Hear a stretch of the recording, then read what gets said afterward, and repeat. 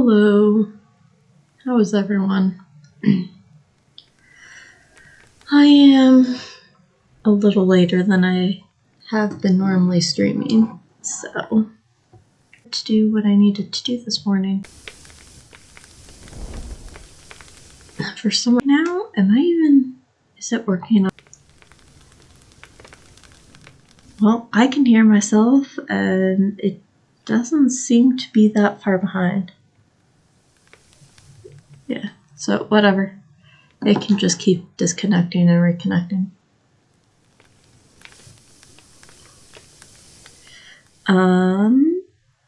What are we doing? Oh, as always, trigger warnings are in the description. I think we're gonna try to finish Jimmy's story today. I've forgotten actually what we are doing, so I think we're almost done with Jimmy though.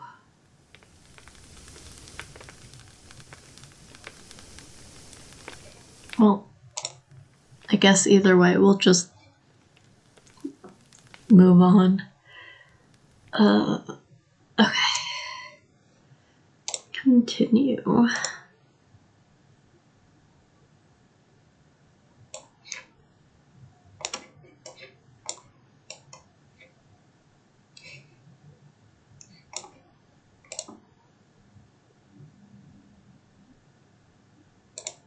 Oh, got the last star for Rocky's info, so his is all finished. I don't remember what her name is. Oh well, I'm missing a lot for Juan. I think we're still missing a few dots for, yeah. And I think we just get these by getting the other endings we're missing, which I'll probably do off stream.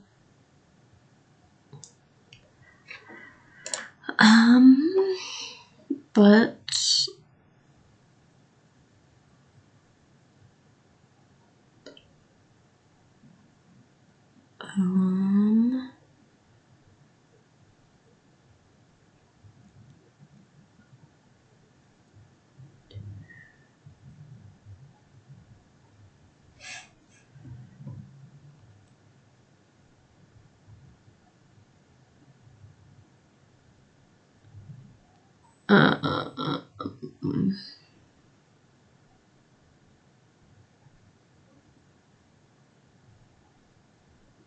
well, we'll see what we have to do. This guide is a little weird for Jimmy.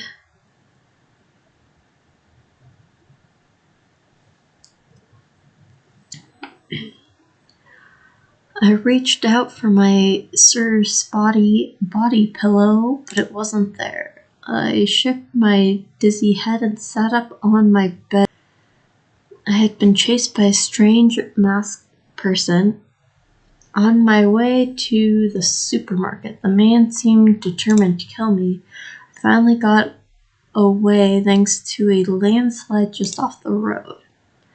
I was completely exhausted when I came back and fell asleep as soon as my head touched the pillow. However, this was clearly not my own room. I sat up. The floating dust made me sneeze a few times. I turned around and saw that there was a clearly human-shaped mark on the old sofa bed. The rest of it was all covered in dust. Some of the furniture... Oh, I forgot to turn the audio on. There you go. Now you can hear the creepy music with me.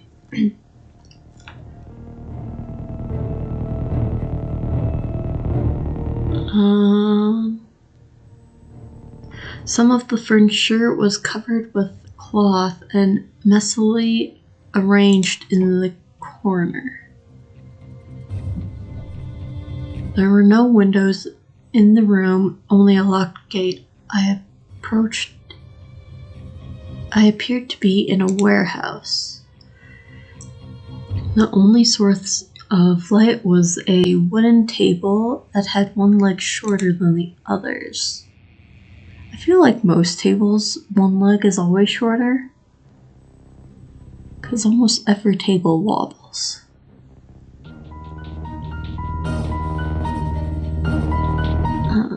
There was also an hourglass and a used syringe on the uneven tabletop. A note was placed under the hourglass. You were pretty lucky yesterday, but can you still find the key to your fortune today? This time the game is timed, so please be aware of your time limit. If it's game over for you, I'll be very sad. Smiley face. The note was signed with a smiley face. A smiley face? No. This is not just a smiley face. This was pie? The infamous psycho serial killer Pie. 2 years ago, an extremely bizarre murder case was taken over the news for a while. A 30-something-year-old man died in the bathtub of his own home. To be more accurate, he didn't die there. His body was placed there. All 24 pieces of it, each of them meticulously sliced. The blood had been drained, and the entire bathroom was totally spotless, as if it had just been cleaned by a specifically trained crew. The only clue left at the scene was a smiley face drawn with a marker on one piece of his body. But a smiley face doesn't even look like the pie symbol, so... Like, I would get a confused face if it was, but pie doesn't look like a smiley face at all. Even more bizarre, the man was a divorced father who had been living with his 10-year-old son. After his death, the son told the police that he had been abused by his father multiple times. In fact, he claimed that he remembered the exact number of times that it had happened, 24 times. Was it just a coincidence? Was the smiley face killer some kind of vengeful angel of justice? The media started spinning the story, adding their own imagination and speculation. For a while, all kinds of articles about justice and evil were all over both legitimate and gossip newspapers alike, as the police were completely at a loss with the case. A similarly strange, a drug-addicted pub singer who was known for frequently abusing his girlfriend and causing multiple miscarriages, was found dead in the backyard of the bar. Found dead where he usually performed. The crime scene was very clean and showed no signs of struggle. They were only able to identify traces of blood on the floor after using luminol. His vocal cords had been ripped away from his body. Meanwhile, a tape cassette was found beside the body. The tape was a recording of the singer's own voice, but completely off-key. A smiley face had been... Police referred to the suspect by the codename Pi because the smiley face looked a lot like the symbol pi if it was rotated. What are you talking about? Smiley faces don't look anything like pie. Unless you, can't draw a smiley face. Which at that point, it's like, I don't know what, I mean, unless you have really,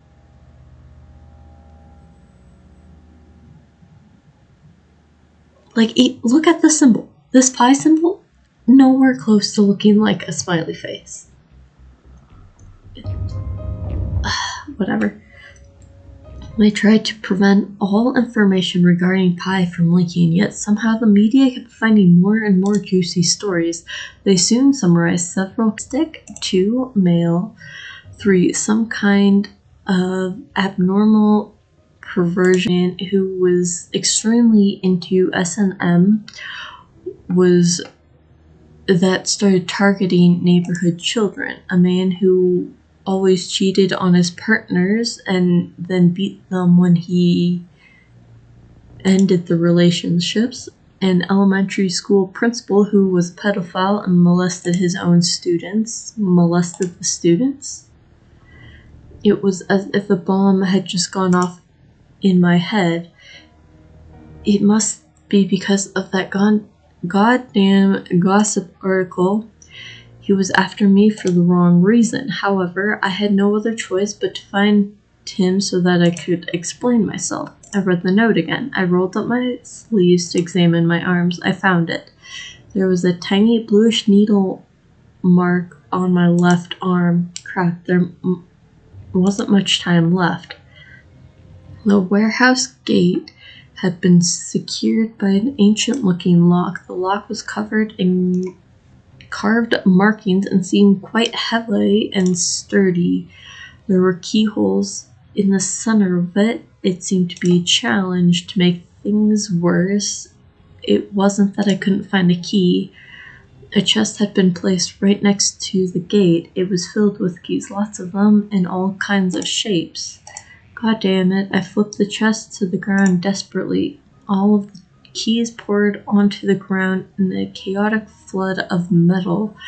There must be thousands of them. About half of the sand was still in the top half of the hourglass. I probably only had approximately 1 hour left. It would have only gone through less than half these keys. However, there was no time to waste. I had to start trying them one by one, even though I had no idea what to do next. 50 minutes had passed. I inserted another key in the keyhole, yet the goddess of fortune had never favored me ever since I was a little kid. The final grain of sand was dropped into the small dune in the bottom half of the hourglass. Excruciating pain exploded in my chest. I couldn't even hold the key in my hand anymore. I dropped the key into the pile. It made a clinking sound and I collapsed into the pile. I must have completely wasted my time watching all of those crime investigating thrill movies. All I could think of right now were the scenes where the victim died. I couldn't remember even a single scene where the heroes escaped because of their intelligence. It hurt so much that I curled into a ball on the ground. My mind was almost gone and I felt warmth beneath my nose. I wiped my face with my hand. Blood. It was over. I was going to die in a godforsaken place that no one even knew about because the psycho serial killer had gotten the wrong guy.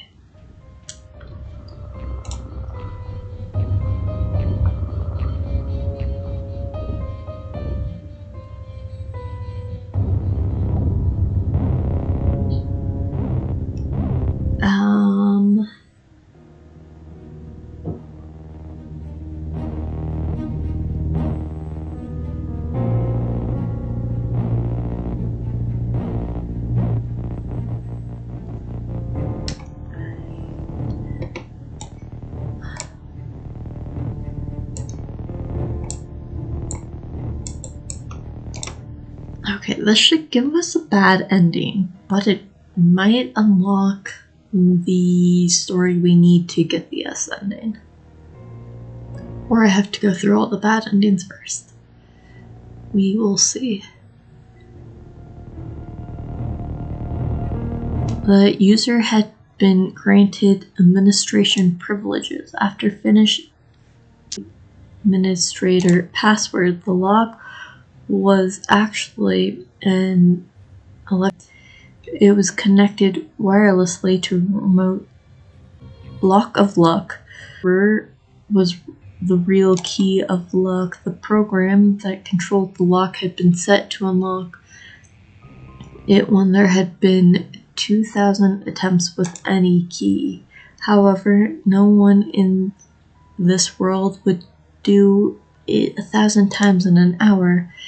That bastard almost had me fooled. I spent a little more time changing the 2,000 to 1 in the program and re-executed the program.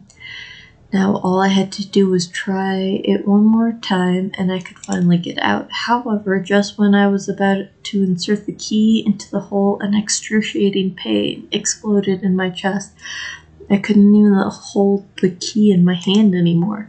Why would you change it to 1? Why couldn't you just change it to 0 and have it unlock? I dropped the key into the pile and it made a clinking sound, and I collapsed into the pile. The fine grains of sand had dropped into the bottom half of the hourglass. Damn it, I was so close. No. Maybe we do have to unlock all the bad endings.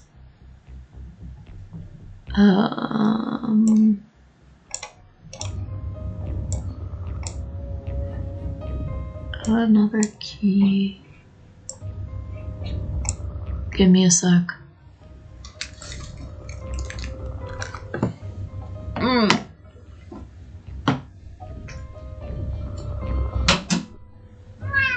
You have to stay in here then.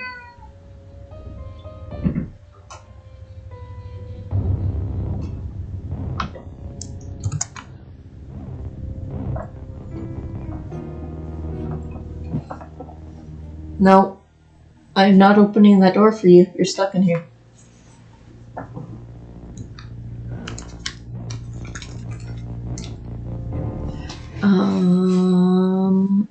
This was what we did from the start, so we need 50 minutes.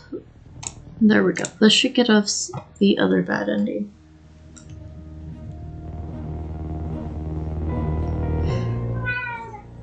It was still not the right key, but I noticed something strange this time. I held the lock closer to my face and tried another key. In and out.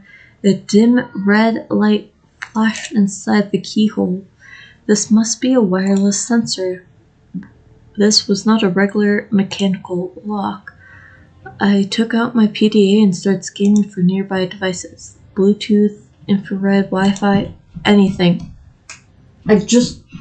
Give me a sec. I told you. You can't come in and out.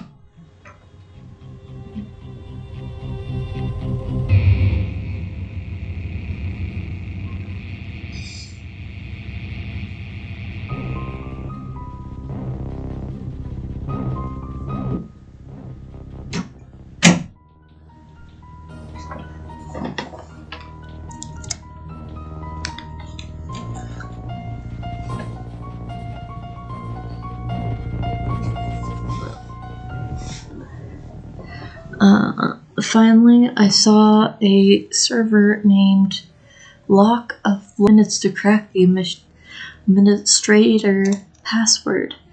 Final grain of sand dropped into the bottom half. An excruciating pain exploded in my chest. The letters on the PDA were getting more and more blurry.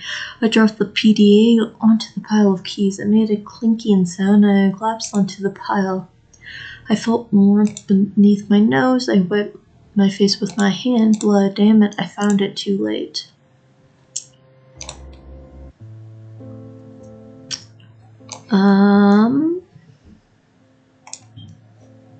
Yeah. I don't...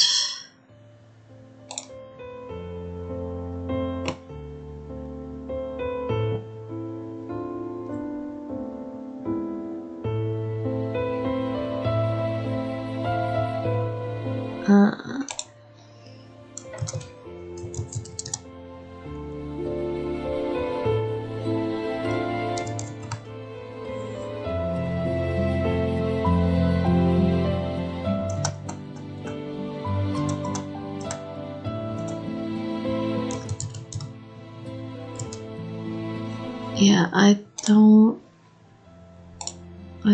understand how to...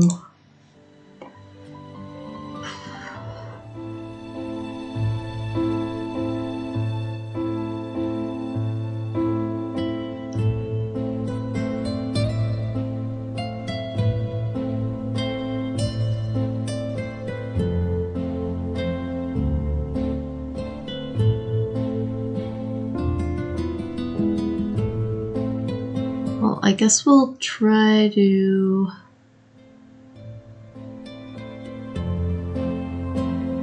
move on and see who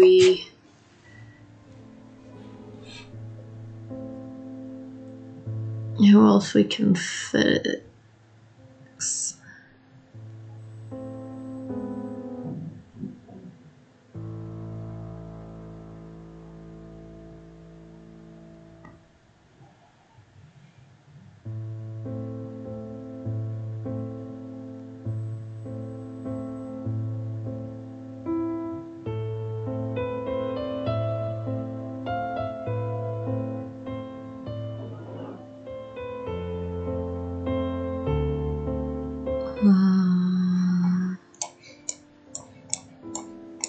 What is this one?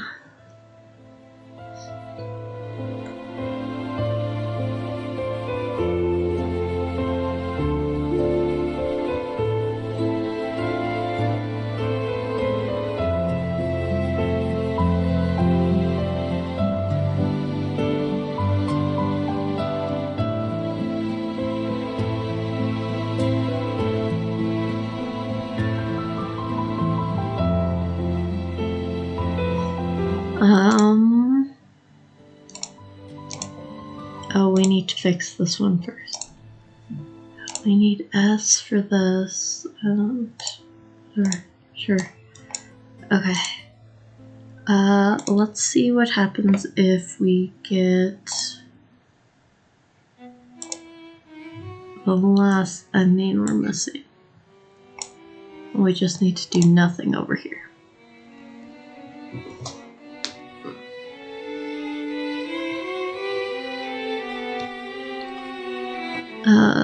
The image of a woman on the TV hysterically screaming monster lingered in my eyes. Why was I having such a strong reaction to this word?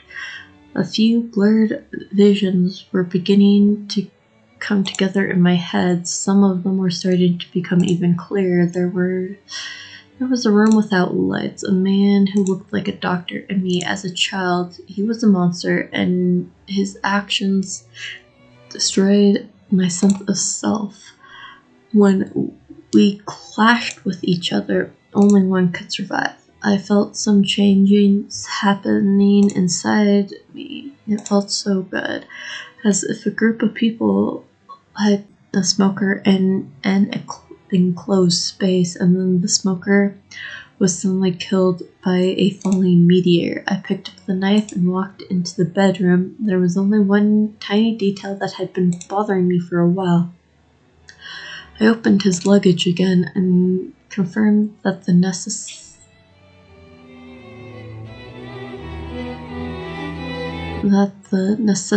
did not belong to just one person, neither were they new, and there were multiple pairs of underwear in different sizes. My confused memories failed to fill in the missing pieces. I pushed the knife against his throat lightly, thinking that I would conduct an interrogation on him once he woke up. I didn't know that his instincts to danger was much stronger than I could have ever expected. Click. Before I knew it, the black barrel of a gun was pushed up against my left temple. Mr. Policeman, who just woke up, was on the other side of the gun. I could tell from his expressions that he wasn't afraid. That was truly frightening. I dropped the knife. You're a monster. He pulled the trigger. And those were the last words I ever said in this world. It didn't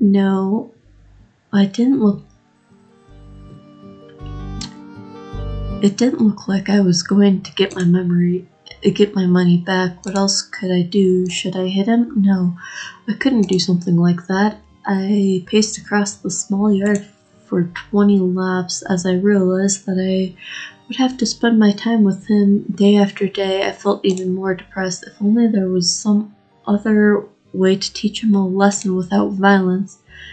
Why was I so unfortunate? Wow, I can't read today.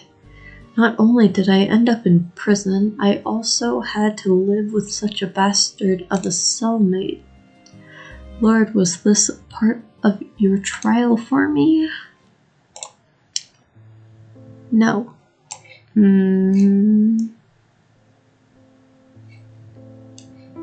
Okay, who else do we need to...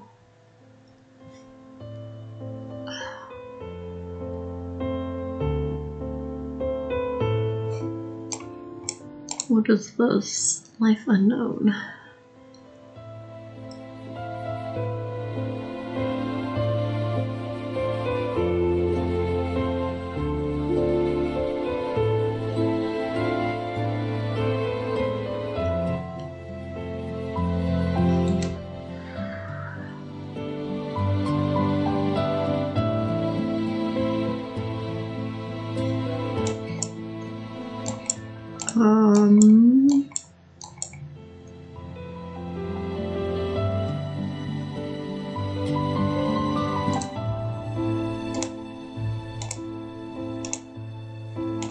There we go. Not exactly a letter we were looking for, but is a letter. It was another beautiful day outside. I took 2 lunchboxes out of the microwave in the second floor break room. When I went back to the basement at the end of the hallway, there was a door with a yellowish sign that read Archives. I pushed the door open and yelled, "Nana, lunch is ready." A woman with messy hair and dark circles under her eyes walked out of the inner room. She was almost my age, but she was more a senior than me here. She, my only coworker in this archive room. I knew I'm 2 months younger than you, but don't call me by my nickname. It's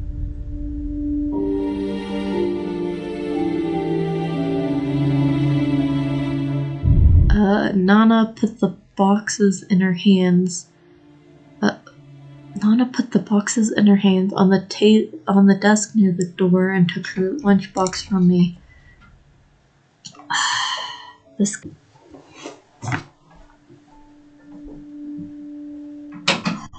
Stop. Fine. The door will be open a little bit.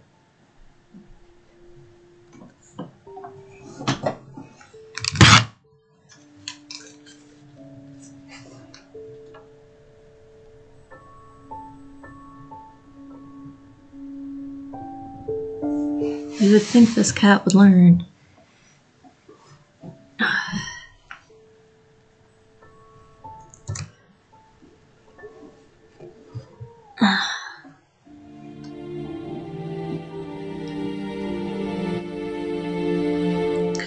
She went back to her seat and picked up the teapot and poured 2 cups for the both of us. A basement that must have its lights on even in the morning. 2 boxes of homemade lunches. Steam coming out of 2 cups of tea. That was my everyday life ever since I became a police officer. It had nothing to do with justice, but it was peaceful. This room suddenly went black. It was Lieutenant Kim from Unit 3. He said he wanted to check on the records and evidence of case C0795. I went into the record room that was almost 200 square meters in size, walked to the second of last rows and picked out the file. Then I heard Nana screaming. Startled by Nana's screaming, I rushed out of the record room. By the candlelight in the outer office, I could see that there were 3 more people besides me: Lieutenant Kim, Nana, and Mingyun from Unit 4, who would often come and hang out with us here. Mingyun picked up something from the desk, dropped it on the floor, and stomped on it with his foot. He pulled out a napkin from his pocket, wiped up the thing on the floor, and threw it in the trash can. Thank you, Mingyun. That was so scary. What just happened? I closed the door to the record room behind me, still confused. It was a bug. I was just eating my lunch when I saw a bug inside my food. A huge one. Huh? I've never seen any bugs in our basement. What kind of bug was it? It was like a ball with stripes around it and a hard shell. It was almost as big as my thumb. I didn't look too closely, but it was so gross. Ah, I see. That was the fried silkworm cocoon I made this morning. Later, Lieutenant Kim left with his files. Mingyun went into the armory across the hall from us. Nana told me that if I ever put bugs in her food again, she would stop talking to me. She said she'd rather I brought those Chinese snacks called rolls. Although she used to think those were made of rotten strawberries, she eventually got used to it. Bugs, however, were an absolute non-negotiable. The power was soon restored. We were still talking about Chinese snacks at our desks when Nana smelled something burning. When we finally found out what was happening, the record room was already engulfed in flames. Then I realized that I had run out of the room because of Nana's scream. I had forgotten to take the candle out too. The fire was quickly put out. Nonetheless, the station lost a sixth of the evidence of the open cases that were still being worked on. I was naturally expelled.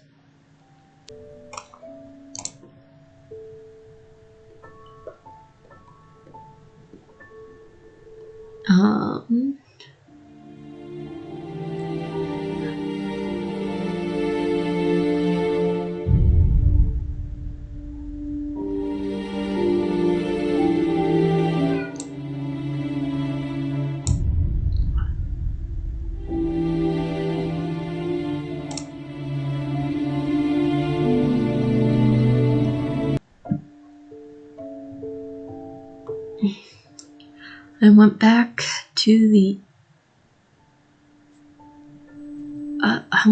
the outer office, but the candlelight, I could see that Mingyun from Unit 4, who would often come and hang out with us, was also there. He might have come in when he had heard Nana screaming on his way to the armory. Nana was mad about the fried silkworm cocoons I had put in her lunch. These are the files and evidence you requested of case C0795. I grabbed the heavy bag of materials with both hands and handed it over to Lieutenant Kim. The lieutenant said nothing. He took a glance at Mingyun and left. Mingyun watched as he walked away and left of his own business. The power was soon restored. Nana and I went back to our usual routine, and that had nothing to do with justice, but it was peaceful.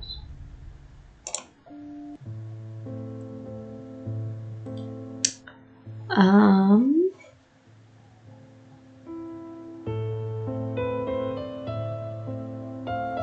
mean, there's only 2 more endings. We'll get the other 2, I guess.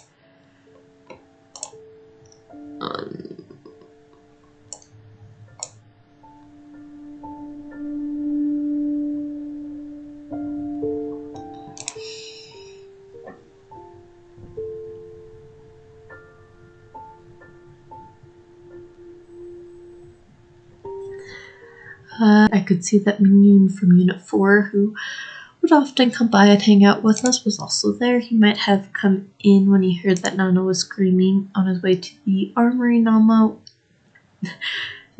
was mad about the fried silkworms I put in her lunch. However, Lieutenant Kim was not there. Where's the lieutenant? When the power went out, he took a phone call and said there was some emergency and he would come back later. Nana replied, still upset. I'll wait for him to come back then, I said.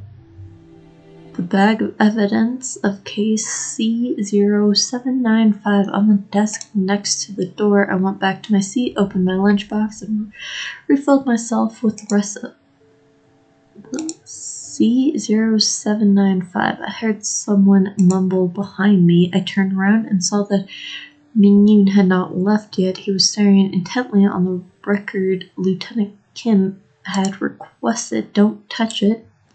Case files started with C are classified materials only accessible by lieutenants and above. I told Minyoon with my mouth still full of food. Technically, Nana and I were not allowed to read the classified documents either. However, having to sit in the archive room day in and day out, I knew exactly what was in that bag. C0795 was a fatal shooting that happened on White Goat Hill. An old man living nearby was shot and killed by a rifle with only one shot. The case had been under investigation by Unit 3. However, since there was no bullet in the crime scene, not much useful evidence had been found. Cases like this that lack evidence and in which the victim was an unidentified citizen were not unusual.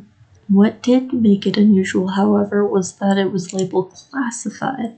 That was why I remembered this case so well. After lunch, I took my usual walk and went to the bathroom on the first floor.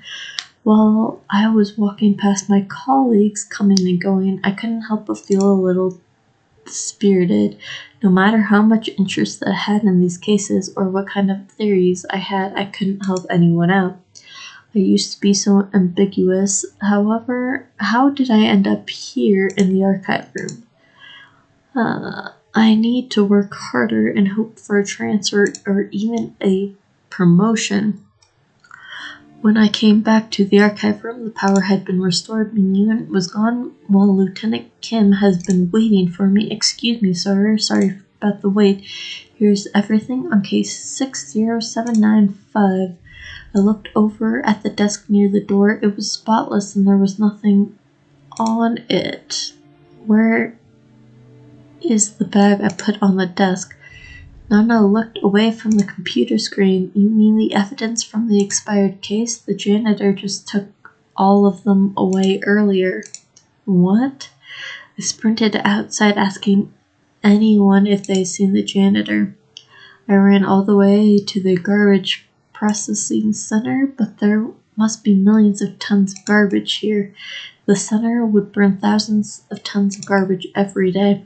Digging, I didn't stop until the sun had come out again the next day. Still, I couldn't find the bag. It was already time for work. I walked into the station defeated and smelled like hot garbage. Lieutenant Kim was chatting with Lieutenant Kang in Unit 4's office wing. I stood up straight and gave them a salute while loudly and clearly telling them that I had just lost all the files regarding case C0795. Everyone in Unit 4 stared at me with a strange look. Lieutenant Kim was even more outraged. He grabbed my collar and dragged me into the hallway. Miraculously, I had not received any serious reprimands afterwards. I had also tried to access the electronic case files of case C0795 to see if I could help out with anything. It turned out the case did not have any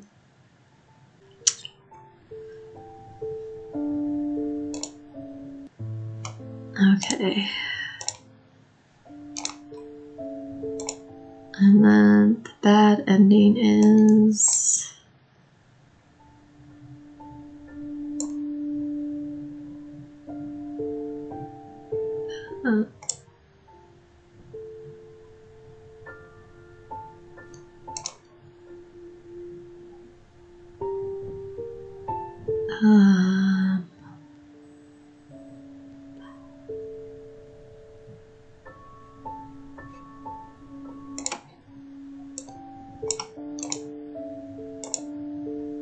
I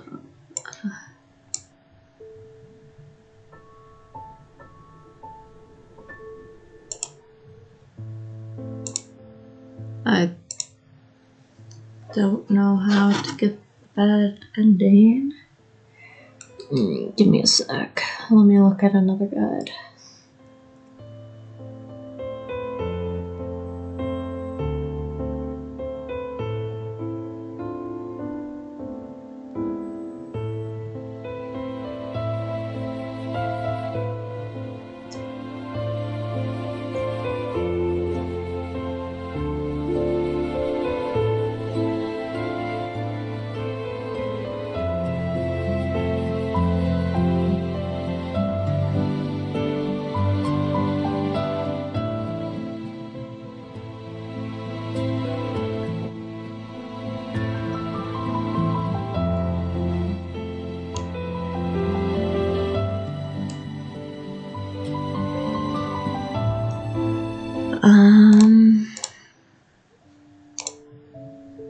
So we need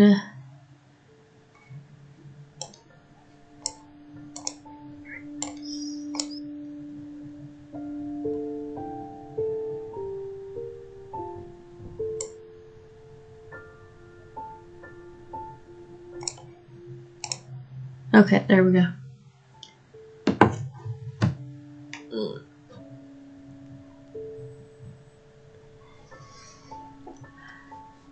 Worried about Nana, I rushed out of the room by the candlelight in the outer office. I could see that there were 2 more people besides me.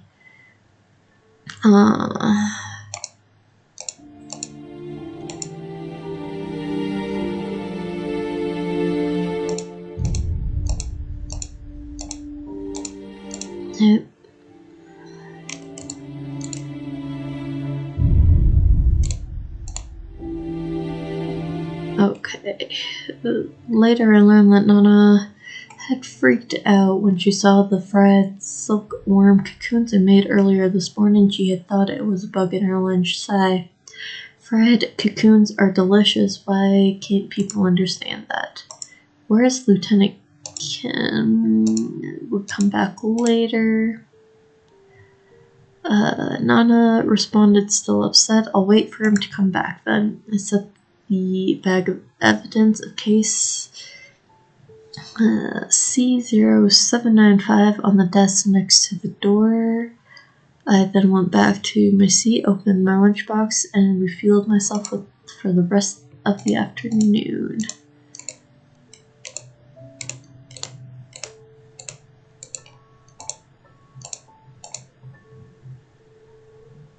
I was chewing my fried silkworm cocoons when I smelled burn. Did I overcook the cocoons? I sniffed again and followed the smell back to the record room. The record room was already engulfed in flames. Then I realized that I ran out of the room because of Nana's screaming. I had forgot to take the candle. With Mignone's help, the fire was quickly put out. During the chaos, however, somebody had taken the bag of evidence regarding case C0795. Although Lieutenant Kim was really angry when he yelled at me, nobody had the time or energy to follow up where the bag had gone and who had taken it. Because of the fire I had caught, the station had lost 34 pieces of evidence related to open cases that were still going on. I was naturally expelled. Well, there's all those endings.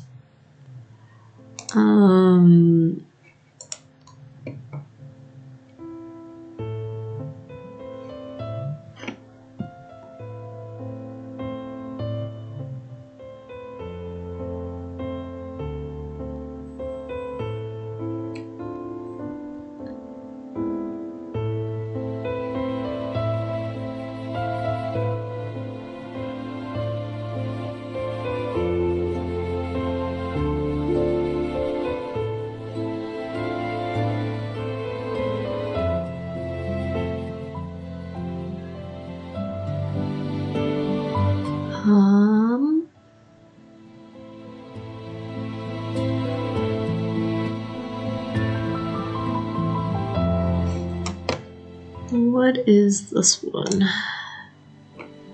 Unit 4.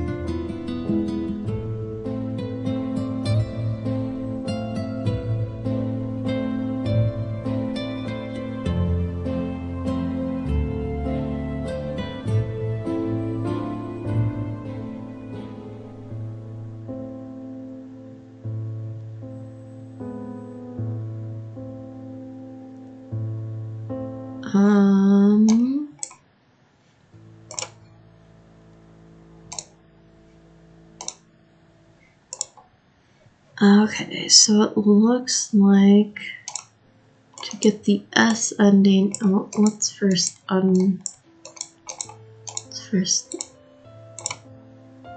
there. Now we can see everything.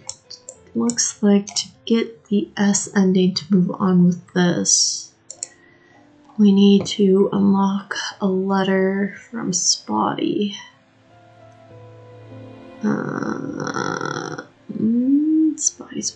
Spotty. What do we have with Spotty? Okay. Wow, we have nothing with Spotty. Do something with this one.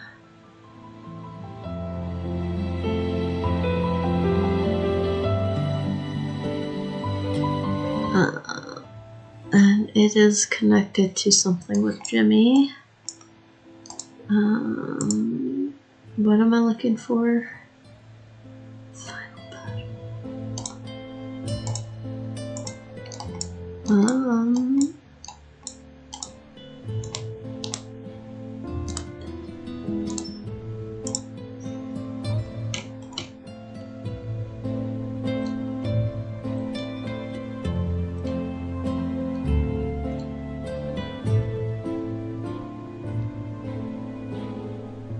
Okay, well, we can't do anything with that.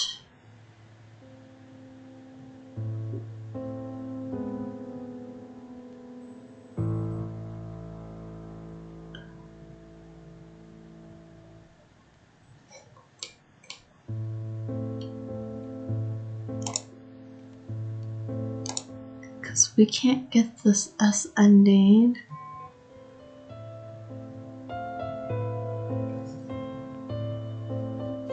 Unless...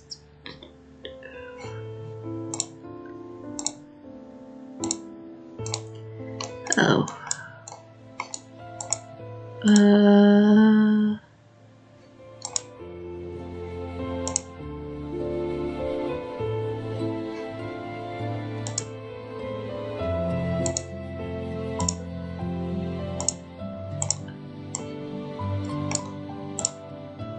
Okay. Let us see if we can fix or to actually get this ending.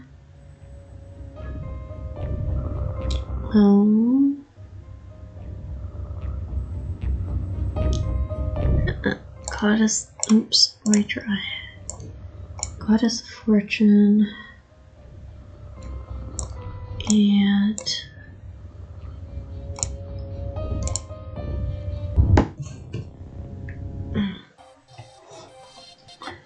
beep. The lock opened with a crisp electronic beep. Yes, thank God I hadn't been fooled by how it looked. I wiped the sweat off my forehead with my sleeves and disconnected the wires connected between my PDA and the lock. 15-minute epitome. After trying a few keys without success, I took out my PDA and tried to scan for nearby devices. That was how I found my chance to survive. The lock was actually an electronic lock that just looked like a mechanical one. Connected wirelessly to a remote service called Lock of Luck through a nearby router. The service was the real key of I've laid out such a trap. it could only mean one thing. Pieheads knew that I was a hacker. The bastard almost had me fooled. It took me 15 minutes to crack the administrator password for the server. Then I was able to find the program that controlled the lock. The setting on the program indicated that the lock would only be opened if there were 2,000 attempts. In other words, it didn't matter what key I tried. All I had to do was try the 2,000 times with any key. However, no one in this world could do it 2,000 times in an hour, except a hacker. I pushed the gate open in the humid air and the clear night sky. It made me feel like I never felt before. A paper bag was taped to the other side of the gate with a note reading Antidote 1.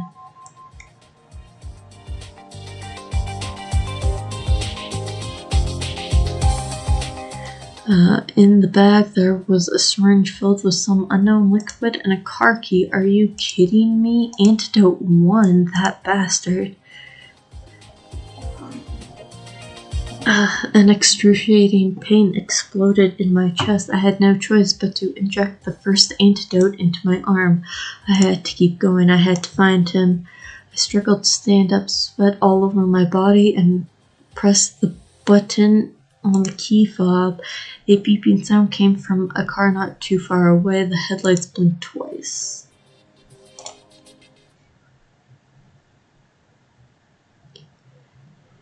Hey, psh, dumb brother, I don't want to get up yet.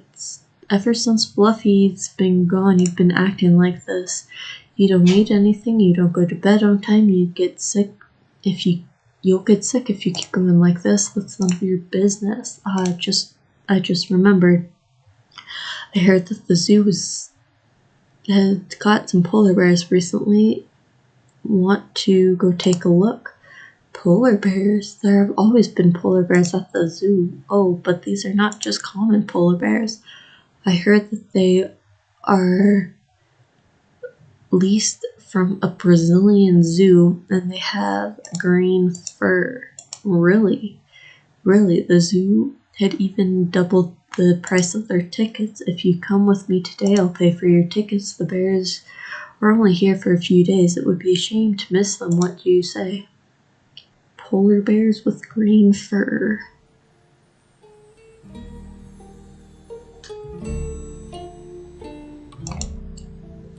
It was just a dream. I knew it.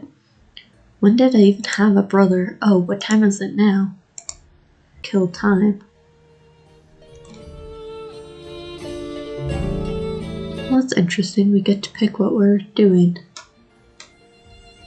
What is this doll? It's my favorite doll, although I have a feeling that it has not always been here. How long has she been here? Oh well, it doesn't really matter. I'm glad you are here with me.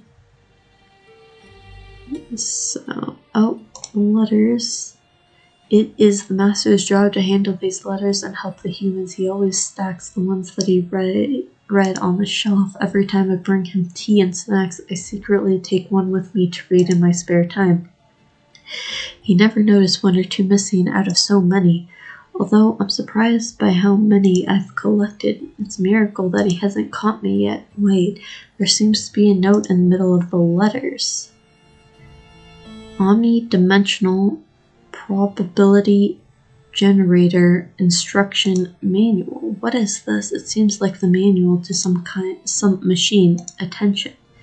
1. Do not misplace the integrator pen. 2. All requests must be entered as text. 3. All descriptions in the request must be objectively accurate. 4. The energy consumption is irreversible. The doodle sketch on this note looks a lot like Master's writing. There's more below.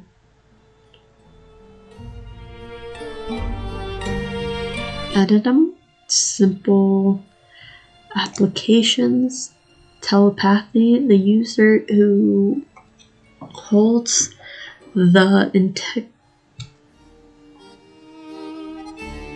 instigator is an environment is able to exhibit additional behaviors to someone external to the environment. This feature is achieved by modifying the target's behavior to be identical to the user's behavior, not by reading the target's mind. Divination, memory tampering. The user who holds the instigator is able to foresee other people's future behaviors and reveal the past of unknown strangers. This feature is implemented by modifying the target's future behaviors or past history. It cannot actually predict the future or tamper with one's memories. Warning: an alternating objective past events could lead to unpredictable chain events. Please operate with extreme caution. This sounds like what Master has been doing, or oh, there's more.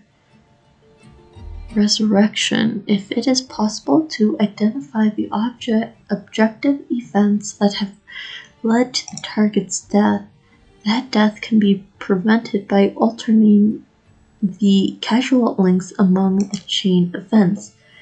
Teleportation. Ability to teleport. The distance of teleportation cannot impact the amount of energy consumed. Timely. Unvariable. Teleportation. That sounds so cool. If I could do it, I would immediately teleport myself to a sunny beach. The view of this place is terrible. I don't understand. Weather manipulation. The user geographic features of a location. Warning: using this feature may consume a significant amount of energy and even potentially destroying the ecosystem. Please operate with extreme caution. Transfiguration. The person who holds the instigator can change their appearance or that of others. Unlike standard transfiguration, this feature allows the users to change into another species entirely, such as a dog, a cat, or dog. Is Willie gonna be our brother? Change into a dog. Is that why Master can speak? No. What am I thinking? Use musings of an extremely bored and imaginative person. Master can speak because he's a god. And why would a god need a machine? When did I pile all these books on the floor? Let me see what they are. The Story of the Island of Dogs. Midnight Convenience Store.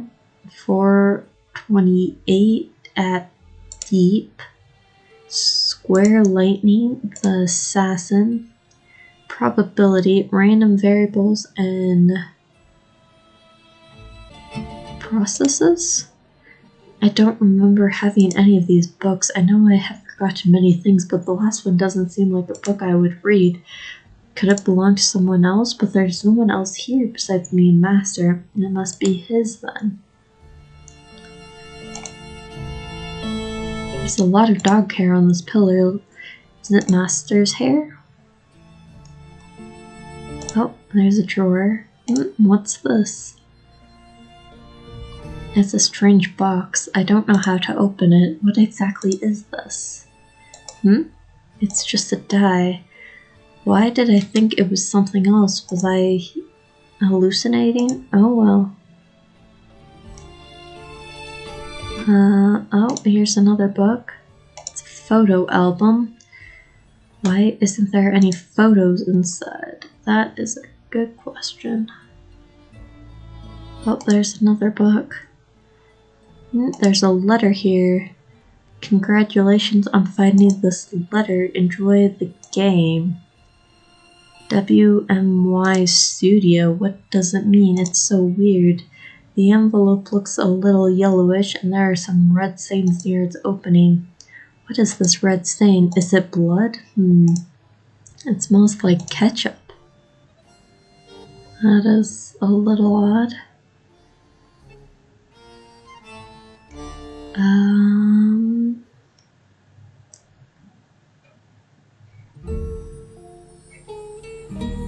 Okay, so it looks like we can leave the room. The view outside is still upsetting. Everything is red and it's still snowing. When will it stop? Anything else? There's a plant. By the way, it doesn't look like I've ever watered this. How is it still growing so well? Okay. It's that late already. I should go to the kitchen now or Master will scold me. Should I make some osmanthus cakes or pumpkin cookies today? Master prefers pumpkin cookies, but I like osmanthus cakes better. Hey, maybe I should roll the die. Yes, if I get more than one, I'll make osmanthus cake. The dice circled around the table before finally stopping with nothing but one big red dot facing up. Okay, fine. I'll make osmanthus cake tonight.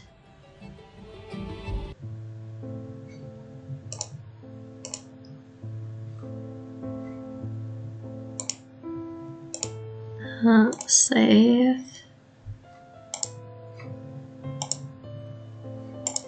Okay.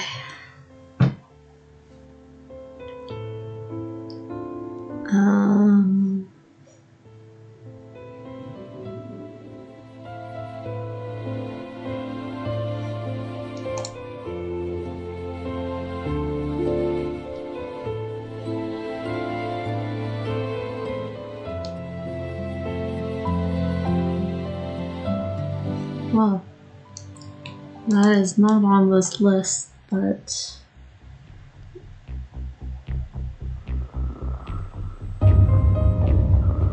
okay.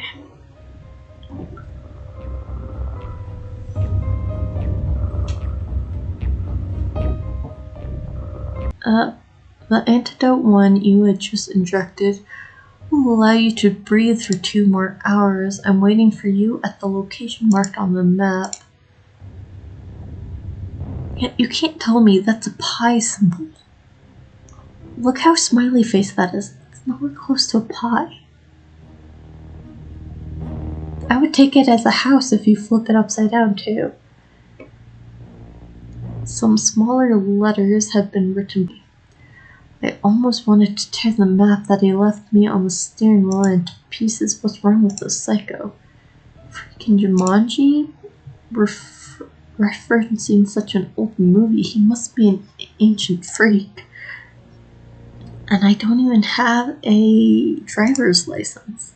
I banged my head on the steering wheel and let the horn scream out my frustration. Yet a few minutes later, not even a bird seemed to have been disturbed, not to mention any human neighbors that might have shown up to yell at me.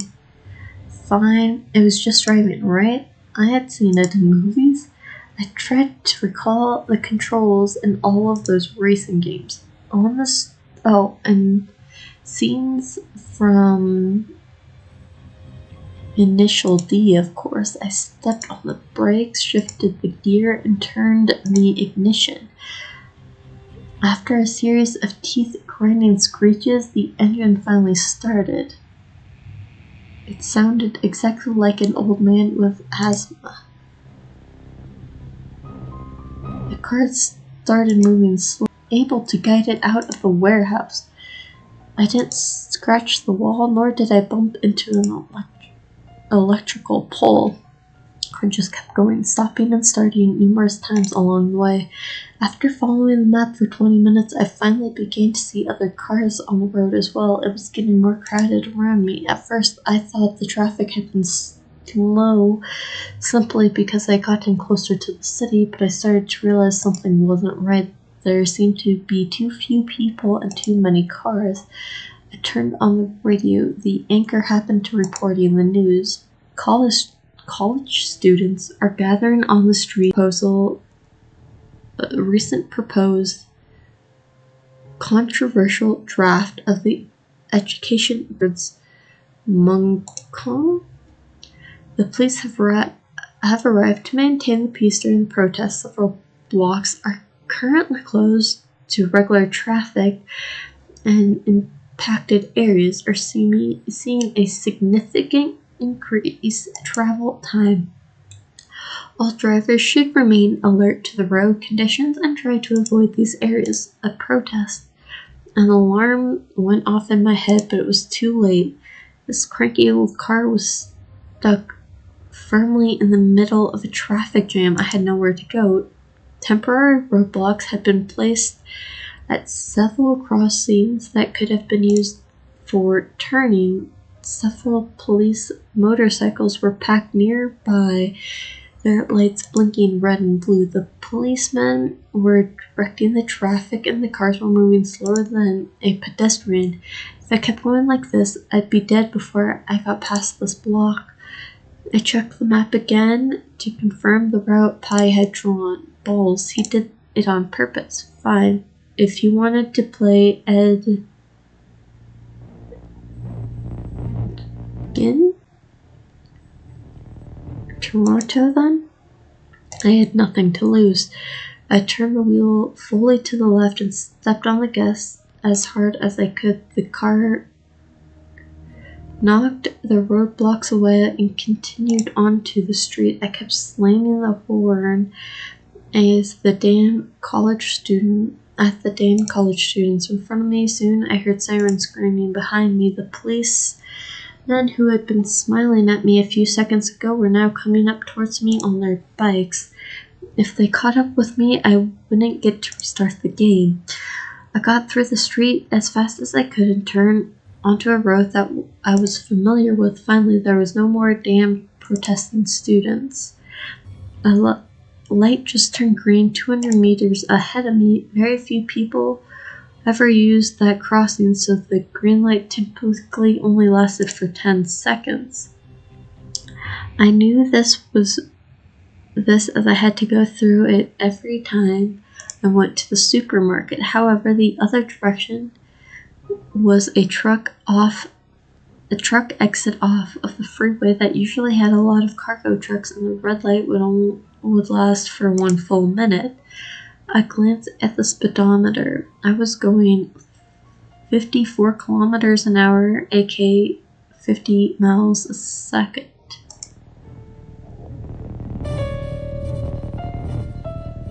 I had to get rid of the policeman here.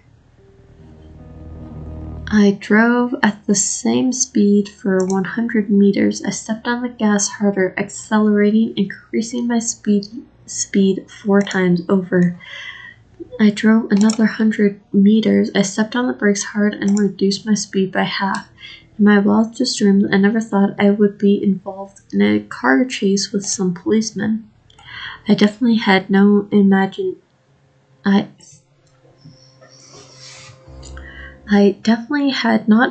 that I might just be falling apart at any time. Still, the engine seemed to be roaring with confidence.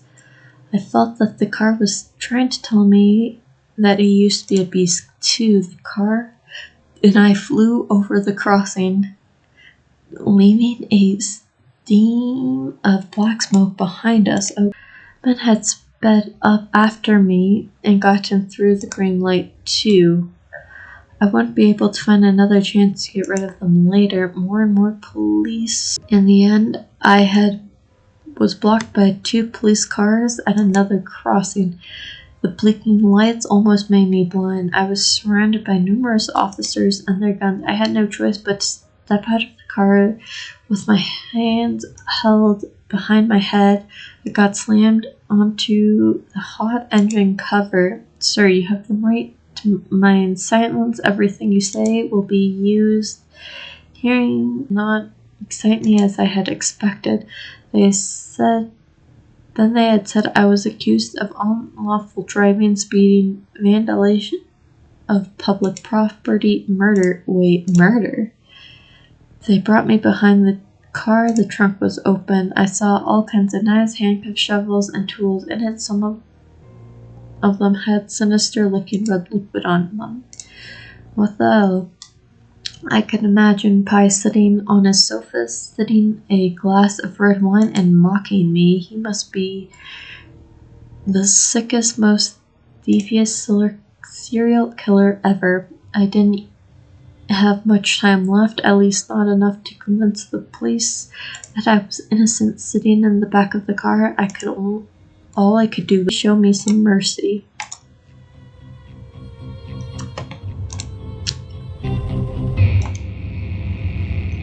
Okay.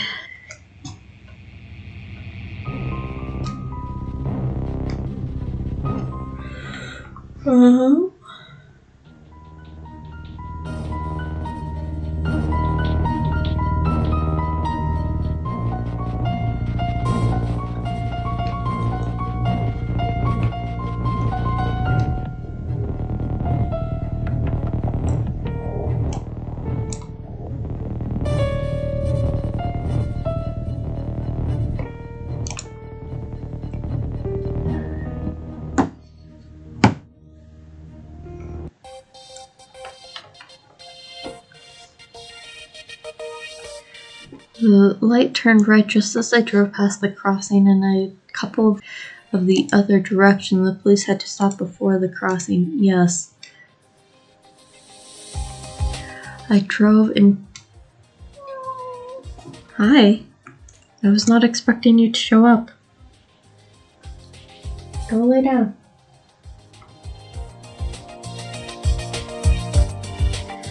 Rushed the rest of the way as fast as I could, trying my best not to attract unnecessary attention. It had turned from a flat road to a zigzag uphill climb. There were fewer and fewer lights too. Finally, I had reached the end of the road. It was the destination marked on the map. It had taken me an hour and a half. There was nothing else beyond the road but some woods. Would Pi be waiting in the woods? I got out of the car. Just as I was hesitating about whether or not I got an achievement, I should chase him, the theme song of my favorite game suddenly started playing in a nearby bush.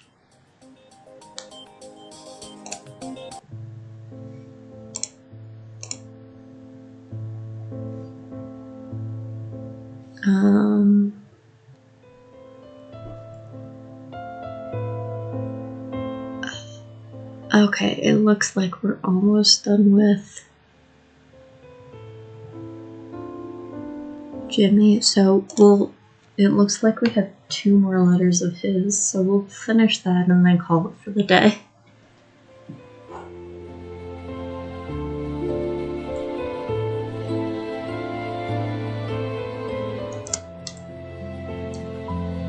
Okay.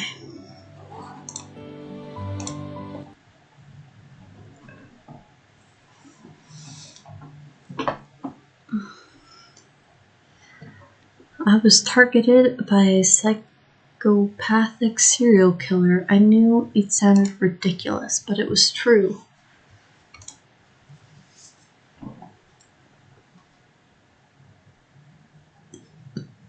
I was even forced to play a stupid Jumanji game with him, and I had to clear it with one life, my real life, standing in the middle of nowhere in the dead of night with a cell phone hidden in the tall bushes, ringing persistently like it was calling for my life. All I could think was, I wish I could just turn it off. Yes, I had no choice but to answering voice from the other night, even though it had been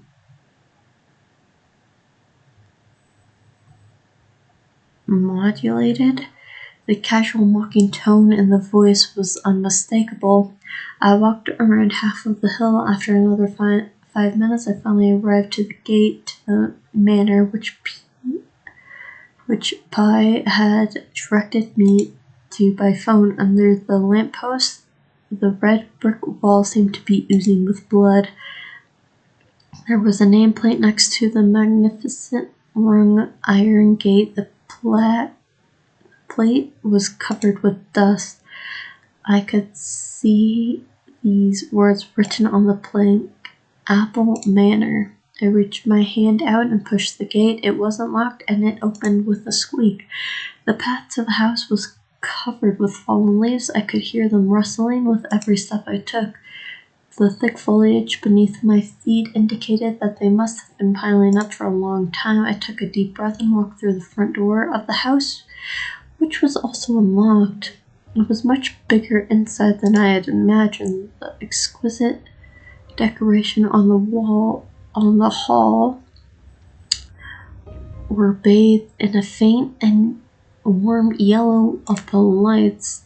Lots of paintings were hung on the walls, each one of which looked like it could be worth a fortune. At the end of the hall, there were 2 closed doors, one on each side. A table was placed in between the 2 doors with a giant screen hung on the wall above the table. I saw Pi on the screen wearing a cap and a hospital mask covered head to toe, and he opened his arms towards me. Welcome to Apple Manor. I leaned against the wall, looking nervously around the hall. Antidote. Where is the antidote? There was something extraordinary about Pi, even though I'd only even though I was only seeing him through a screen. Still couldn't help but shudder. Well, that's rude. Pi pointed a finger down on the screen, pointed to the table underneath. I could see a metal box in the center of the table. This is your final test, and I, being the generous man that I am, have left you a hint underneath. We can officially meet each other. Good luck. Wait, before I could explain to Pi about the misunderstanding about molesting young kids, the signal cut off. Meanwhile, I had heard the click behind me. I ran back to the front door and grabbed the handles. It was locked, damn it. I went up to the table and opened the metal box. An open metal box was placed on top of the white tablecloth. 5 syringes filled with liquid of 5 different colors were lying on the cushion inside the box. A pile of handwritten notes had been left underneath the box. The first one said, "Wise man's choice. Encountering something this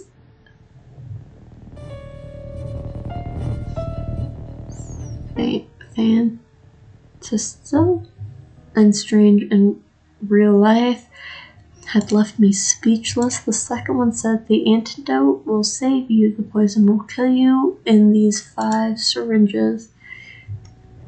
One, the blue, you would just tell me the truth, there must be a trick. 2, the purple one is the poison. 3, the blue one and the yellow one are different. 4, the green one and the purple one are different.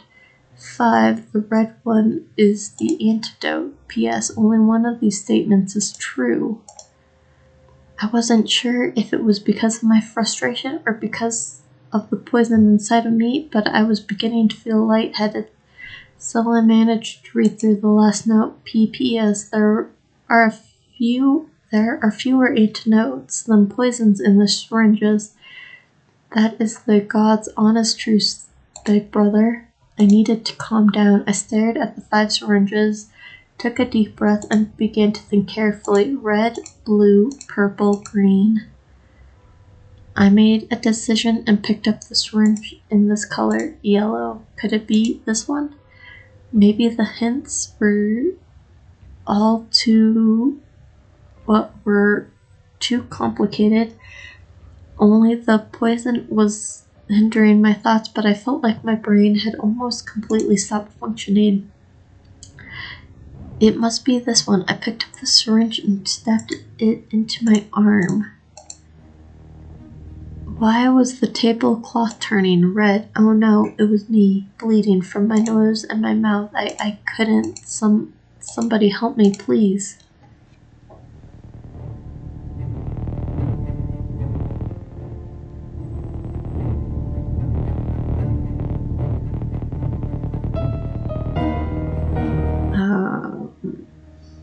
Well then.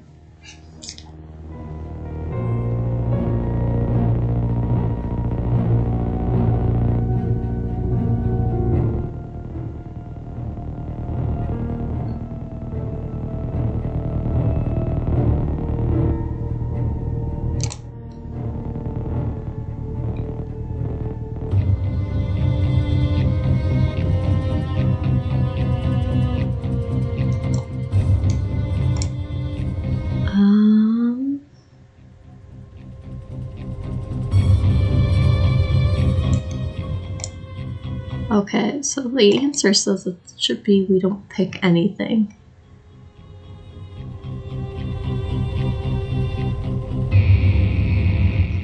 I tried my best to organize my thoughts over and over again according to the hint from Pi.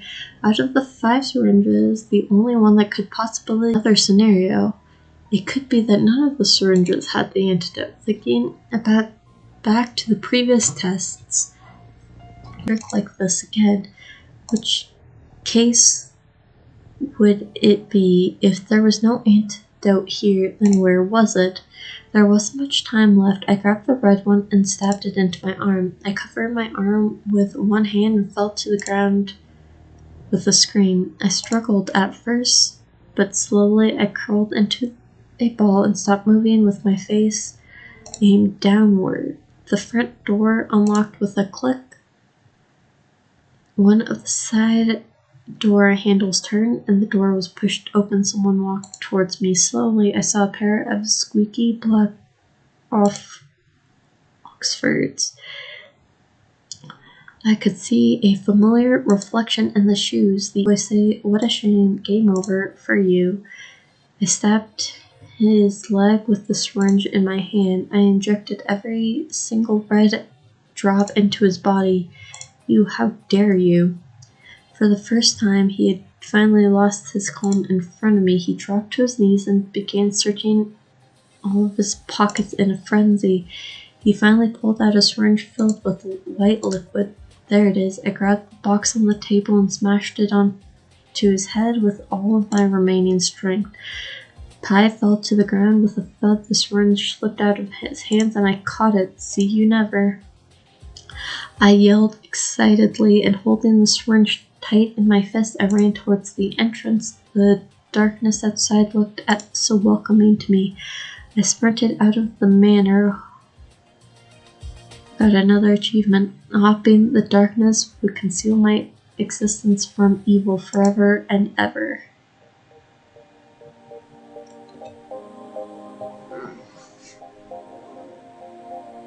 Okay.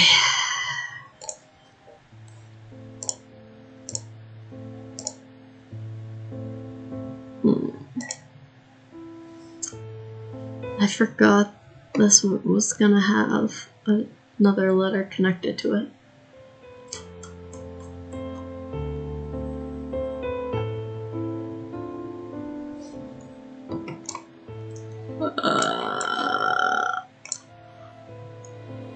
Okay. We'll finish this letter and then be done.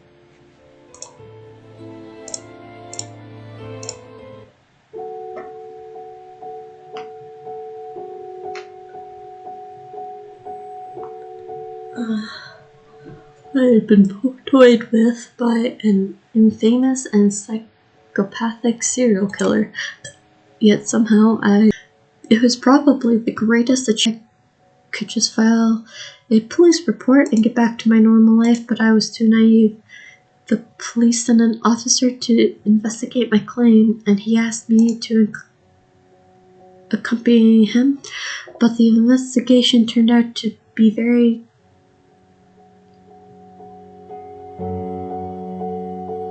dispiriting. The heavy rain I had first met, the warehouse to a key factory that had gone bankrupt a long time ago. No useful clues remained in the warehouse except my own fingerprints. The gate of the Apple Manor was locked according to the office official records. The owner had gone abroad a few years ago. We were not allowed to enter without a warrant, but when I was in the bathroom of the police station, I heard something that overheard something that depressed me even more. About that young unemployed man. He said he was unwilling to tell his family about the case. Don't you think that's a little suspicious? Exactly. What he told us was so outlandish. Pi is a serial killer who could easily take out a professional boxer. Why would he possibly let such an otaku escape? There's more. He said he had heard the voice of Pi, but it sounded like, what was it exactly? Oh, right, a vampire. What a hoot. Maybe he's a junkie, who knows? So many young people these days just don't want to get a real job. They live off their rich family and just mess around with drugs. You should look at him instead, I think. What about his case then? Just tell him we'll keep investigating, the usual nonsense. In any case, don't bother with it too much. We're not in charge of Pai's case anyway. I don't want to waste my time on this.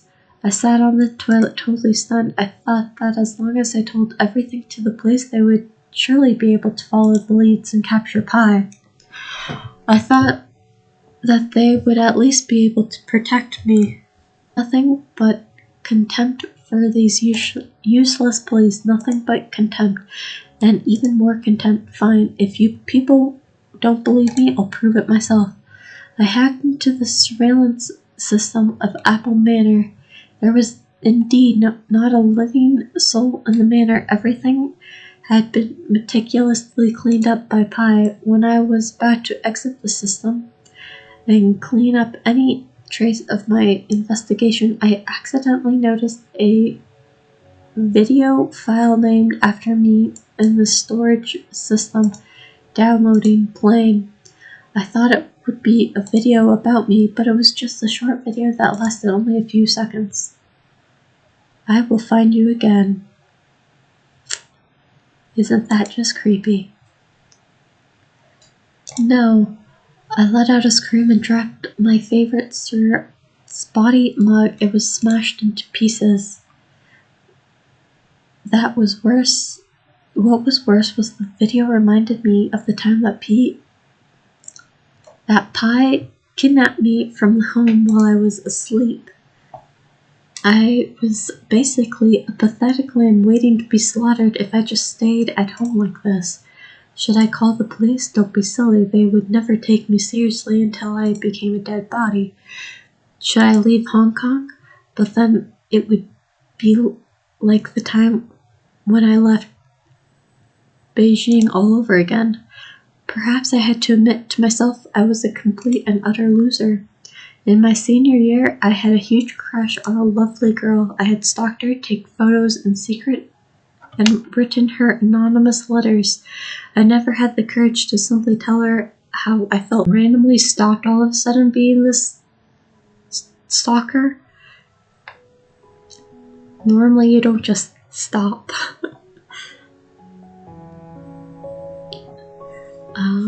Then the photos I took were exposed online, causing her to be posted. 2 boys from the lower grade were harassing her. I gathered all of my courage and went up to stop them, thinking that I would teach them a lesson.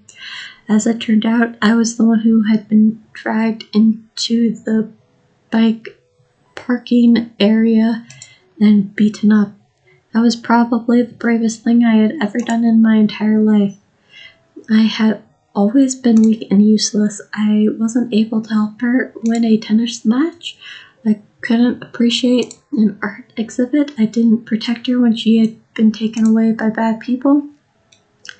I didn't take her to the hospital when she was ill and passed out. I couldn't even teach some punk kids from the lower grades a lesson. How would I even be possible someone like me? Eventually, I gave up on telling her how I felt. Instead, I ran back to Hong Kong after graduation.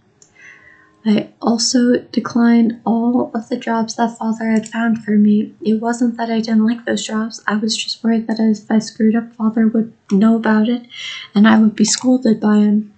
But then I never really went out looking for jobs myself either. Eventually, I was still good at playing video games, but the only reason was that in the game, I would never have to deal with any real responsibilities, win or lose.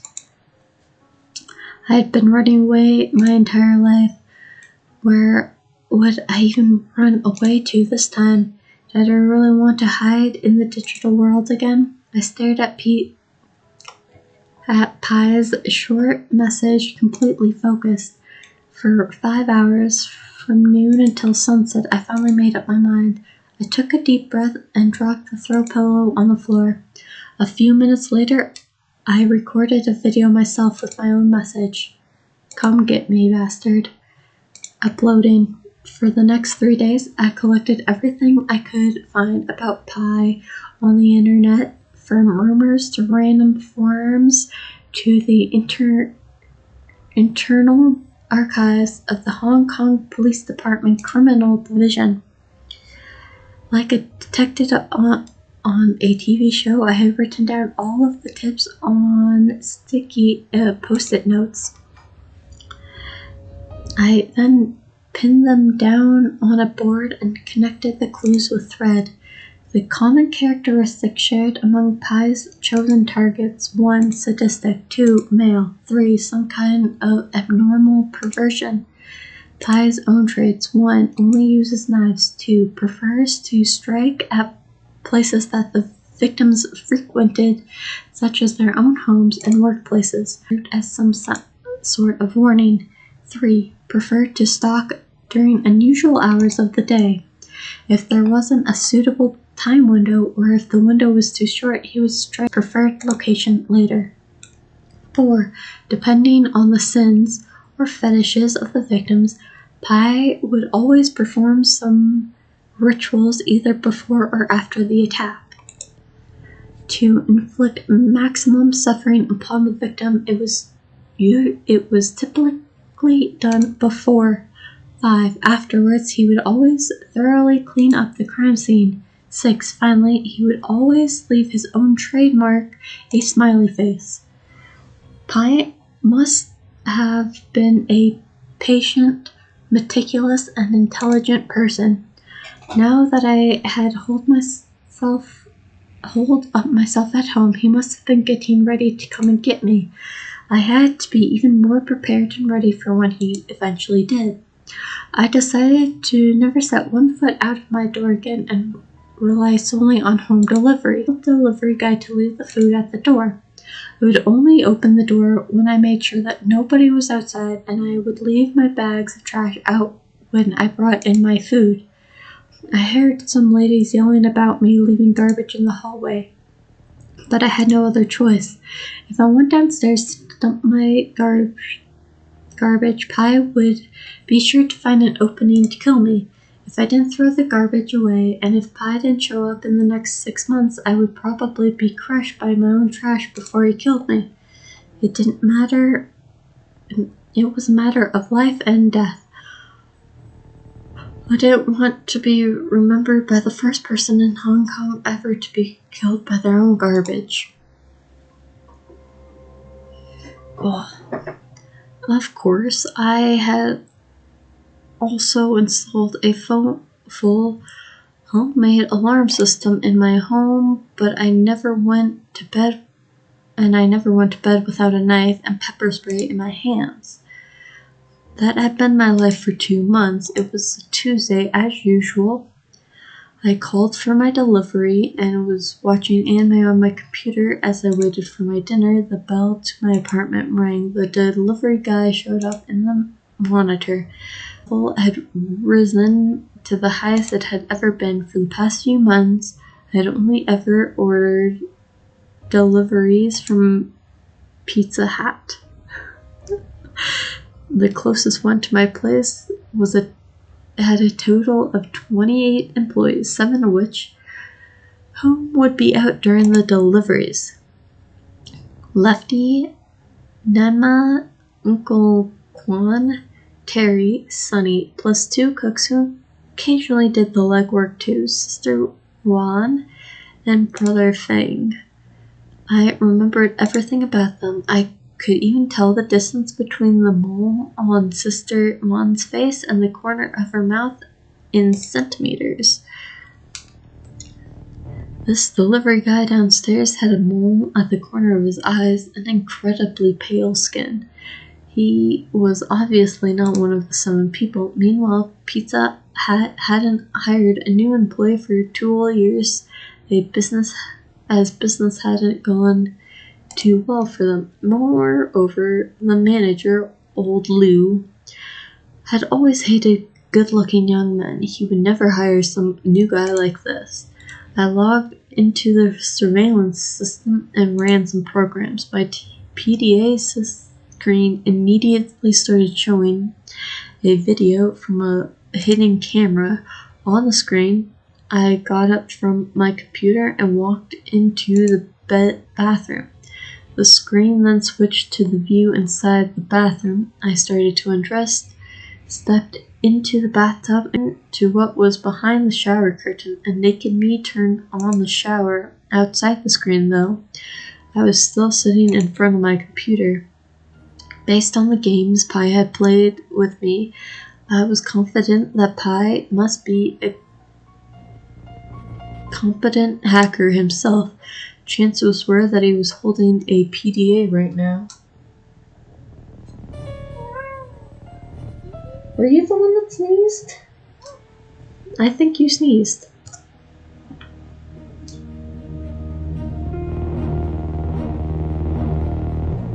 Alright, go hide it. And looking at the exact same video while he was coming up the stairs, I grabbed the knife and the pepper spray. I walked into the bathroom, I turned on the shower, I closed the shower curtain, and I turned to the laundry basket sitting in the corner. I brought it especially for today. It was an extra large one, large enough to hide an entire person. Suddenly, I felt like I forgot something important. I opened the lid. No, not now.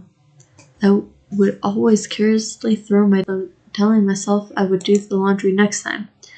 But I had forgotten the basket was now full. Crap, if I pull out the dirty clothes and dump them on the floor, Pi would be sure to notice that something was suspicious. Well, Rocky used to always mock me about this. Now I was paying for it. Time was ticking ahead. Right at that moment, Pi would probably already and getting out his key to unlock the door. What should I do? Was there anything else in the bathroom that I could hide inside? The toilet? How on earth would I hide inside that? After a sudden, the bathroom door was slowly pushed open. It was Pi standing at the doorway carrying a pizza box, looking right at me. He tipped the pizza hat that was on his head and smiled at me like a true gentleman. Long time no see. I panicked. I had forgotten that I had a knife in my hand. The pepper sprayed like an idiot, but Pi was faster. Immediately sprayed it all over my face. How could this happen?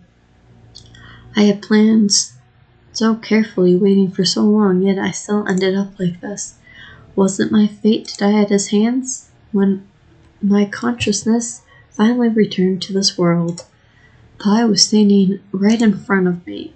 This time there was no costume, no mask, no voice modulator. You must have thought that I would just kill you in your home and finish it all, right? Well, to be honest, the games that we played together were really enjoyable, so I would be ashamed to just kill you off like that. In return, I have made some special arrangements just for you this time. An even more spectacular arcade. He gestured behind me. It wasn't a large room, but I could see all kinds of horrifying tools and devices everywhere. This time the game would be played on nightmare level. That was such a long letter. Yeah, God, that is so long. Hopefully Spotty's is not that long.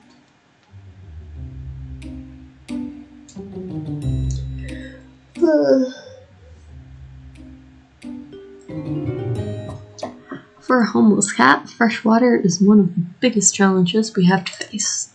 The puddles on the road are out of the question. They're too dirty. The water in the fish tanks of the seafood store wasn't bad, but if the owner catches me, he chases me off. Aside from those, there was another good option. The water inside something that humans called a toilet.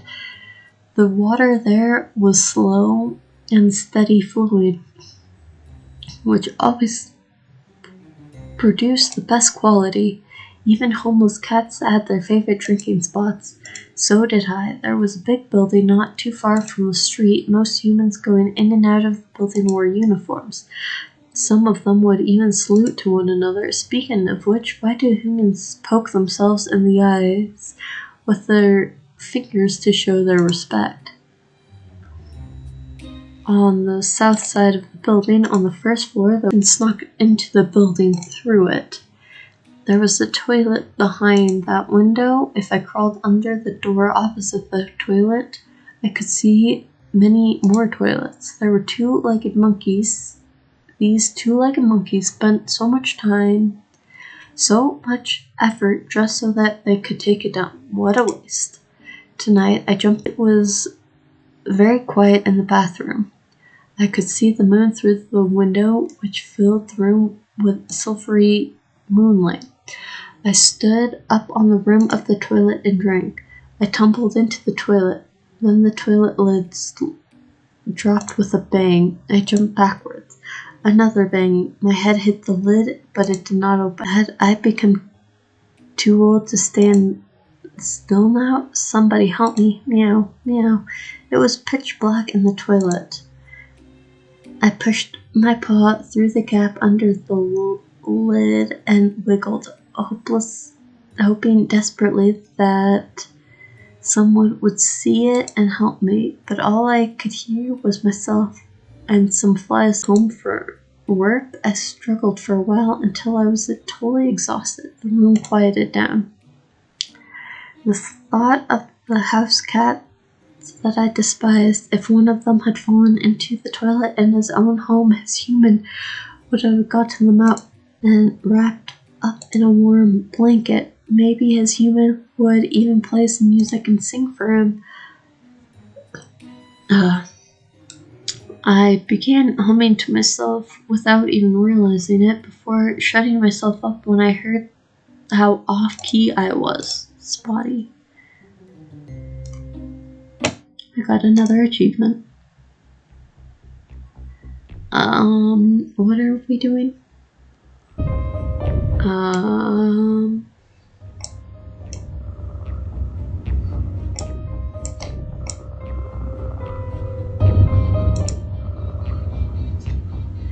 I think this will give us the S ending.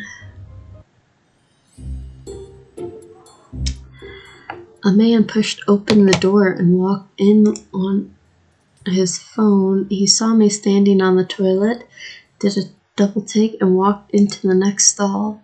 He was still on his phone while doing business. Keep a close eye on it for the next couple of days. Call me immediately. I was about to drink some more when I heard a loud engine booming outside the window. It was some kind of sound that could machines. Even the window of the bathroom began shaking because of the noise. After a few seconds, the window pane was shaken shut. Oh no.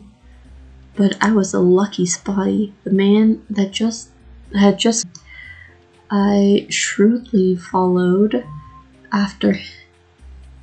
him and left the bathroom. That was another achievement. Something incredible and weird happened. In a panic, I put my foot onto the toilet, but somehow stuck my entire body inside. A huge noise immediately followed, and I could see nothing but darkness. From a scientific point of view, this was absolutely ridiculous and impossible, yet there was no other reasonable explanation. My body had just shrunk. To keep myself from sliding down further, I jumped upwards as hard as I could. I landed next to the toilet. Aside from smelling a little, my body seemed to have changed back to normal. After a brief period of shock, I realized that this must have been a blessing from the goddess of fortune. She had given me a place to hide. For anything else, I quickly grabbed a rope I had lying around and stepped into the toilet once more, turning into a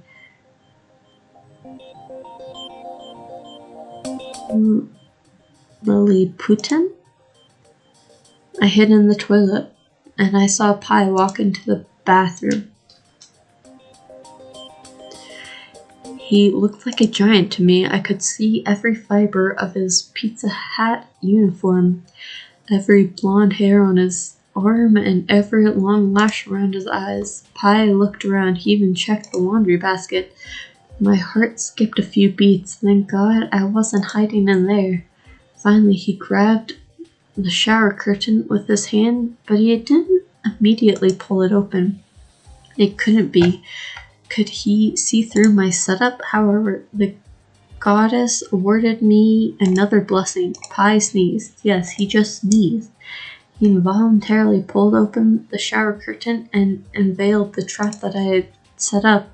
A huge amount of liquid suddenly ejected from the wall. Pi was pushed back by the power of the eruption, and then he slipped and fell to the ground. He covered his face with his hands and started screaming in pain.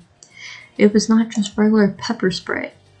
It was my personal invention, filling a fire extinguisher with jalapeno water and pepper spray, and I named it the Super Awesome Anti-Pi Spray Machine. Both the power and the simulation were both top-notch. I jumped back out of the toilet. My body returned to normal once again, and I picked up the lid of the water tank and smashed it onto his head as hard as I could.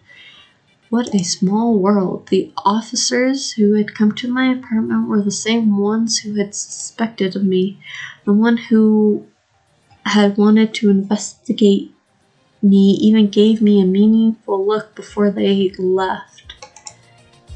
Of course, they didn't say anything except to politely thank me for my assistance and, of course, politely give him the finger. After I sent the police away the next day, the news of Pi being captured was everywhere. They even published Pi's family background and history, although no one would know if they were true or not. Whatever the case, I couldn't care any less. Upon my firm insistence, the police agreed to not reveal the truth of how Pi had been captured. I did not want to be in the paper once again. The world was full of surprises, but life still went on. I did a thorough cleaning of my apartment. I even cleaned the dust that had been piling up on my computer case for years. Looking at my nice and sparkling clean room, I felt like my mood was finally brightening up too. I stayed inside for a few more days. Then I went and visited my parents. I also visited a lot of people and checked the bathroom there. I would try to jump in the toilet and would jump back out again. Of course, I only chose the ones that looked clean. Despite still not knowing what happened that day, I had indeed gained a superpower. Furthermore, I had a hypothesis too.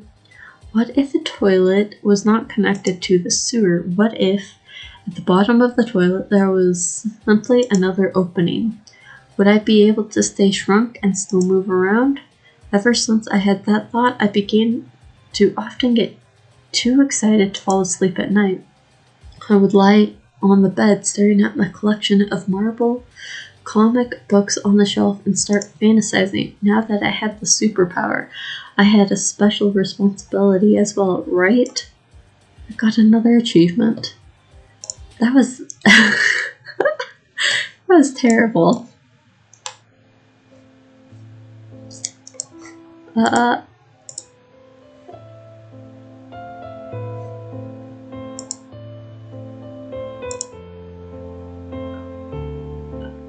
Well, that was something. Okay. But, oh, hey, we finished his profile too. Well, I'll probably go through, Juan's and, Lee's and finish their profiles off stream. But we're almost done. We have a few more people.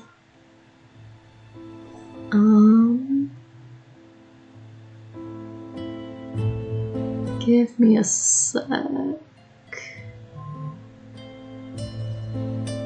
I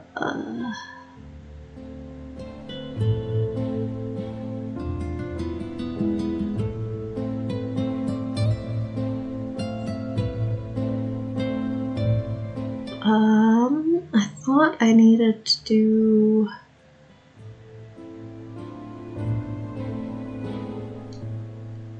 Or is it connected to Carlos?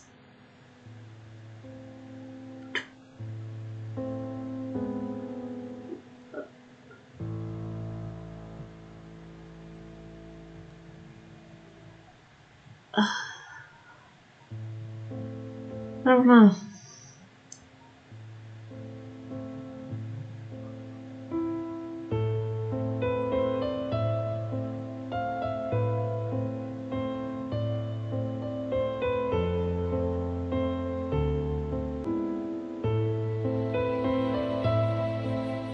Oh, okay. So...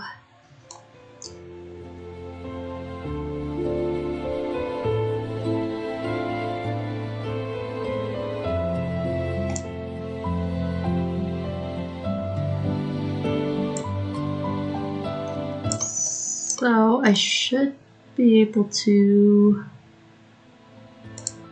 get the S ranking for this one now. Give me a sec. So we need to do the passcode and then unlock the door.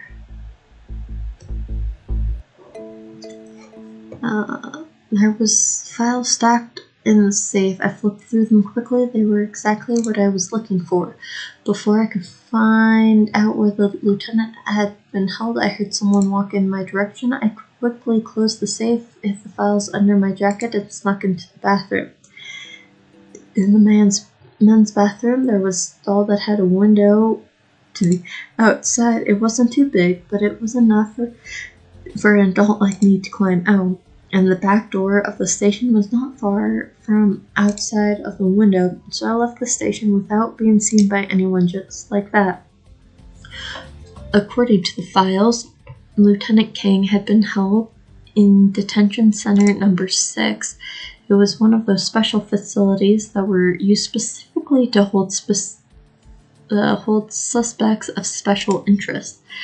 I hid the files in the tall grass not too close to the detention center. Then I walked up to the entrance empty-handed. I showed the guard my ID and told him that I would like to see Lieutenant King. King, the guard checked the record book in his hand. No visitation is allowed for this person. Check again. I'm a police officer.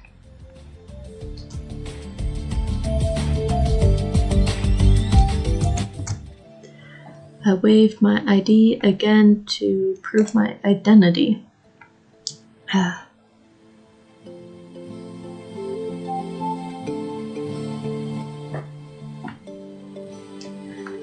It doesn't matter, you need special permission to visit him. He shook his head and closed the book. I didn't leave immediately as I tried to think of another way to get in. My forehead started to sweat under the guard's suspicious stare. You wanted to see King. What's your name? The guard, over 2 meters tall, was standing behind me. I didn't even notice him there. He had startled me when he suddenly spoke. I showed him my police ID. I had my name and unit on it. The tall guard gave me back my ID and nodded to the guard. Then he said, "Follow me." As soon as I saw Lieutenant King, he sat down on the other side of the glass. I immediately picked up the phone on the wall.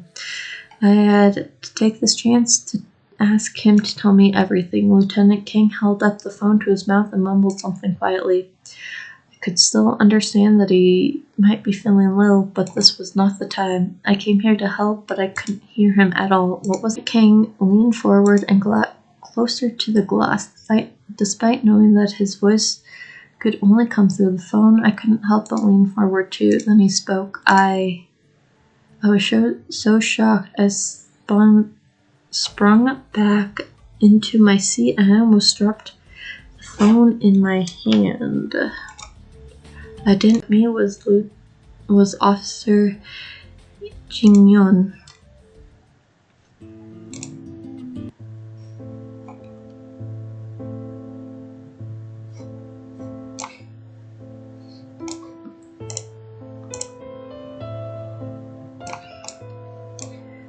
Well then, that was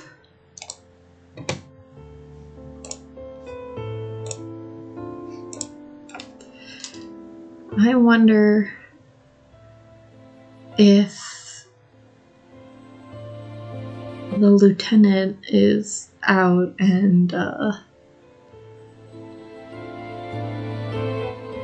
yes, I will feed you in a sec. Stop meowing at me. I wonder if the lieutenant is out.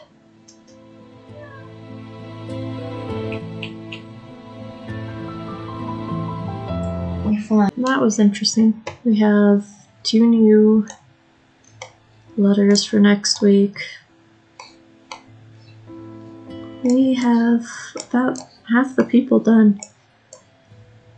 We should still have 1 more person to unlock, but that should be later on, I think, closer to the end. But that is all for this week. I will see everyone again next week. I will try to stream Tuesday again. I just had a lot to do yesterday morning. By the time I was done, it was pretty late. But I will see you all next week. Bye.